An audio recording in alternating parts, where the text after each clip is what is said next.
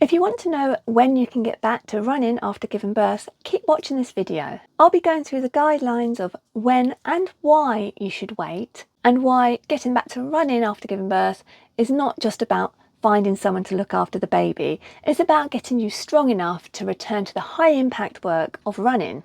I'm Coach Nicola and I'm a running coach and women's fitness specialist. I specialise in working with women with pelvic floor dysfunction and who want to improve their core strength. This includes a lot of runners who want to get back to running after having a baby. And we've been really lucky that in 2019 a group of physios got together and went through their personal experience working with women patients and the research to find and collect and gather information and turn them into guidelines. So these are guidelines that are scientifically backed and are really helpful to kind of understand not only when you can go back to running, but why you might need to wait that little bit longer. Every woman is different, every pregnancy is different, every birth is different, and every postnatal recovery period is different. Some women are fine after about 3 months, some women need a little bit longer, and really it's all about kind of listening to your body, thinking about what you need to do for yourself and not being too worried about, oh, I haven't run for 6 months and I really should get back to it, and so-and-so's running. It is about kind of being mindful of your body, being mindful of your postnatal body and what you need to make sure that it's strong enough to get out and run. So the first thing you have to think about is your pelvic floor and core function. Running is a high impact activity, and studies have shown that there is a higher risk involved in doing high impact activities like running to your pelvic floor function. That's compared to the lower impact activities. You need adequate time to heal and regain the strength in your pelvic floor so that it can withstand the impact of running, so that you don't leak when you're running, so you don't feel any kind of heaviness when you're running. You can start pelvic floor exercises within the first 2 weeks of giving birth. And these exercises can be progressed so that they become a bit more functional, so that you're moving and you're getting your pelvic floor to work as you're moving, as you're doing different movements.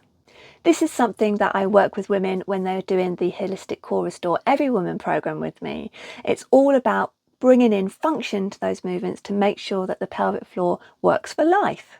And that's really what you've got to think about when you're running. But there are a couple of symptoms of pelvic floor differences that you may want to go and see a women's health physio about.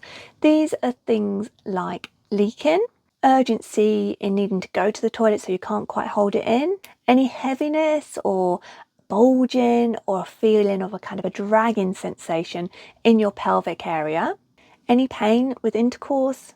If you have a very wide gap, so if you've got a wide diastasis, you might need to see a women's health physio to kind of regain a little bit of that strength in your tummy.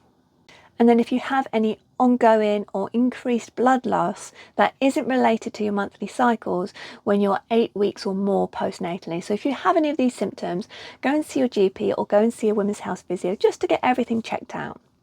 But once you've been doing your pelvic floor exercises within those first 2 weeks, you can then move on to stage 2 of these guidelines, which is all about walking.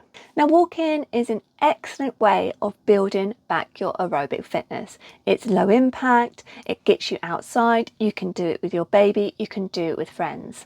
And what we're aiming for is for you to build up your walking until you can walk for 30 minutes without any pain, without any niggles. Everything just feels really, really comfortably. And that's going to give you a really fantastic foundation to build your running on. Next, we move on to strength training. So in order to ensure that your muscles are ready for running, we need to build the strength for running. A lot of people think, oh, you can just go out for a run and you don't need any strength for that. But actually, running is quite a high impact activity and you do need strength. You do need your muscles to be up for the jobs. So you can start off with things like lunges, squats, deadlifts, all starting with the body weight and then slowly progressing and adding some weight. These are all functional movements and they're sort of like the motherhood movement patterns. They're things you're going to be having to do with baby a lot. You're going to have to be squatting down, you're going to be having to be lunging, you're going to be having to pick things up from the floor and come to standing. So these are all great patterns of movement that you can build your strength. That's not only going to help build your strength for running, but also for everyday life.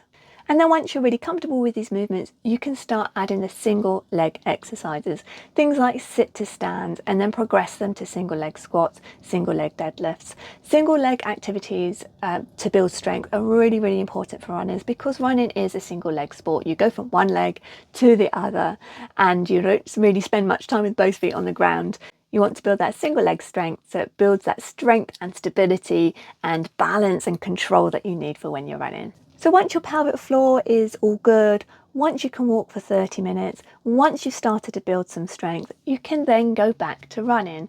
And in the guidelines, they suggest that this is about 12 weeks. For some women, it might need a little bit longer. Maybe if you had complications giving birth, or maybe if you had a C-section, you might need that extra time just to make sure that your body's healed and that it's ready for running. Because this is what it's all about. It's all about making sure that your body's good for running, so that you can go out and enjoy your runs and not feel niggles and not feel pain and not come back and think, oh, you know, I really used to love running and now it's just feeling like a bit of a drag. I don't know what to do. So we want to make sure that you're full of strength, that you're ready and you can take the impact, you can get out and run, you can start doing your races or whatever else you want to do. So building this foundation is really, really key. Once you're ready to start running again, the recommendation is that you start with a couch to 5k. Even if you were running marathons when you were pregnant, even if you used to do ultra marathons before you were pregnant, whatever your previous running history, now you're kind of in your post-birth period. So I like to say to women, anything you do after having a baby is your post-birth PB, your PB. And that kind of gives you an idea that things will change. You may not have that endurance straight away, you may not have that speed straight away. Your body has changed and you need to build that strength up again, but you can still run, you can still get your PBs, you can still do the things that you love.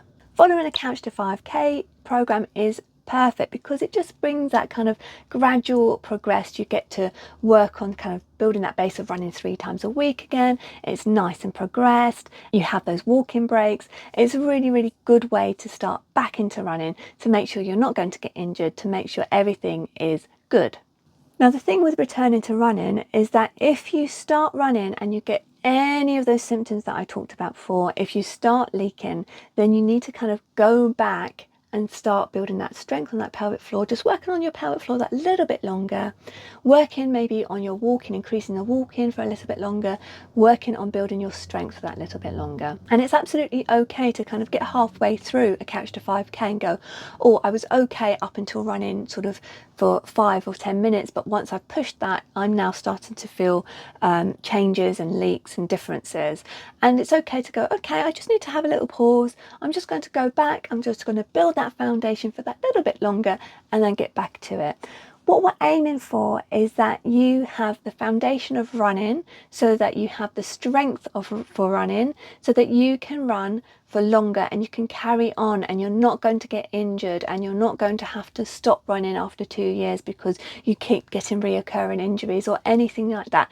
We want you to be strong. We want you to be enjoying your runs. We want them to be pain-free, and that's why having this foundation is really, really important. And really, do not skip kind of building your foundation. I know it's really, really hard to kind of hold off and wait, especially if it's a stress reliever, especially if you just want to kind of have that little bit of free time, that bit of being outside and just enjoying your runs. I completely understand that. However, having that fantastic foundation is going to make sure that you're going to run for longer and you're going to be able to enjoy your runs and you're going to get back to kind of the distances that you loved.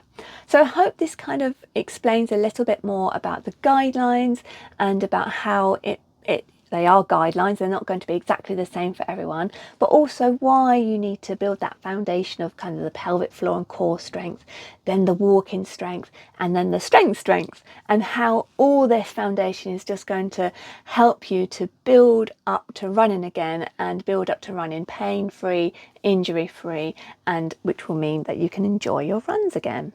I really hope that this video has been informative. I will pop a link down to the guidelines below so that you can read through them yourself. But any questions that you have, please do get in touch. Please do comment below. Just let me know if you found this video helpful. And don't forget to subscribe for more videos from me all about running. See you later.